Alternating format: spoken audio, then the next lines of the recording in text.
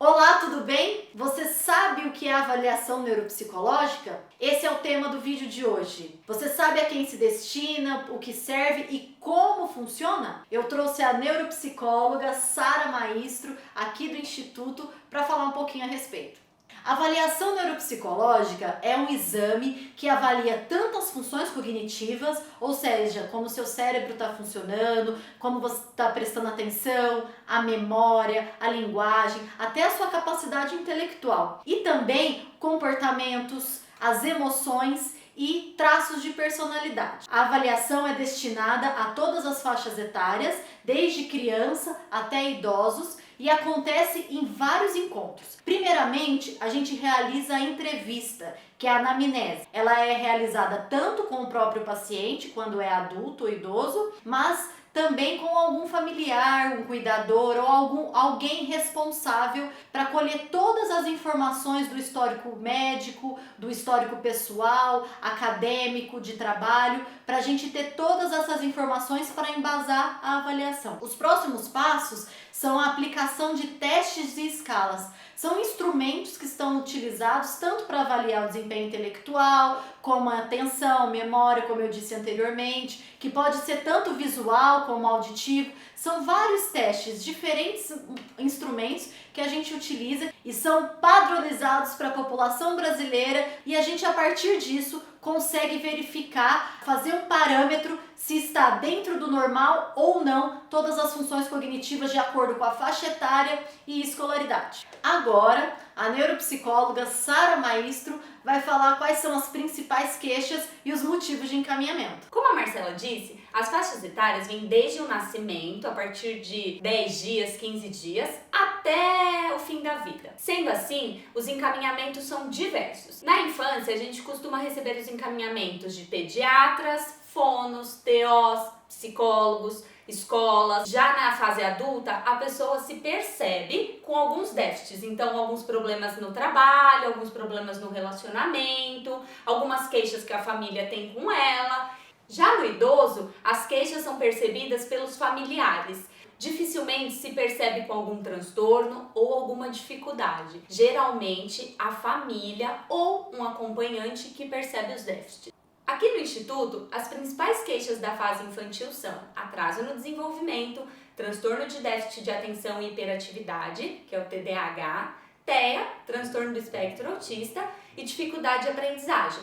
Em pacientes adultos, é muito comum que o encaminhamento venha por causa do transtorno de déficit de atenção e hiperatividade, onde a atenção tem maior impacto na vida laboral ou nos estudos. Quando se trata dos idosos, a maioria dos encaminhamentos vem a partir de uma queixa de hipótese diagnóstica de processo demencial, devido à perda da funcionalidade ou alguns déficits de memória. E o nosso papel é investigar se é um processo de envelhecimento senil com esses déficits, que é comum em determinadas idades, ou se realmente a gente está investigando um processo de demência, algo patológico. Existem muitas queixas que chegam aqui no Instituto e o nosso papel é verificar exatamente qual é a hipótese diagnóstica independente da queixa. É importante lembrar, muitas crianças chegam aqui com uma hipótese diagnóstica de TDAH e muitas vezes pode ser um atraso no desenvolvimento ou até um TEA, que é o transtorno do espectro autista. Mas também tem aquelas crianças que chegam com a queixa de TDAH e pode ser uma dificuldade de aprendizagem, um transtorno de aprendizagem, um déficit escolar. Mas na fase adulta, quando a queixa é o TDAH, a gente encontra muitos transtornos de personalidade e até mesmo de humor.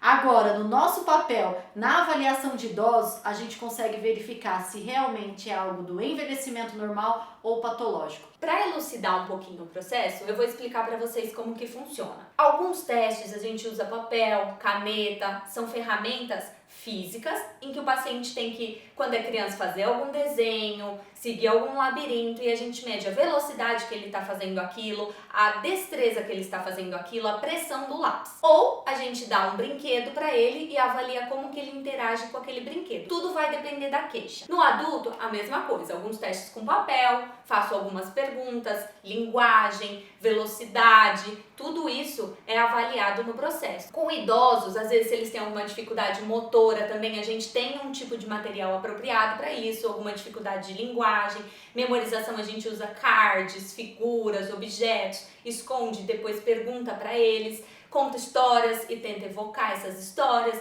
Então, sempre é importante investigar a queixa, entender as dificuldades para conseguir fazer um processo adequado. Não é algo que já vem embalado, pronto, engessado. É tudo de acordo com o que o profissional investigou de determinado paciente ou queixa, né, Marcela? Exatamente. A avaliação neuropsicológica não é apenas a aplicação de instrumentos, testes e escalas. Vai além disso. Precisa muito do raciocínio clínico, de análise qualitativa de todo o processo do paciente, de junção da anamnese, do histórico clínico com os resultados dos testes mais a análise clínica. E para isso a gente consegue fechar, elaborar um relatório detalhado, entregar ao paciente e aos familiares responsáveis ou cuidador e explicar todo o processo. No laudo vão informações como anamnese, resultado dos testes, instrumentos que a gente utilizou, avaliação qualitativa e quantitativa,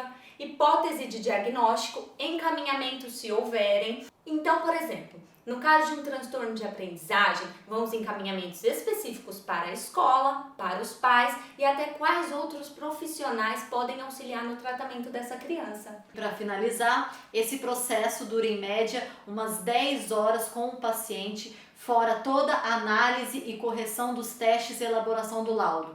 Então não é algo rápido e simples de ser feito. Se você tem alguma dúvida, deixe o seu comentário e se você gostou desse vídeo, deixe o seu like, inscreva-se no canal e acompanhe os próximos. Até breve!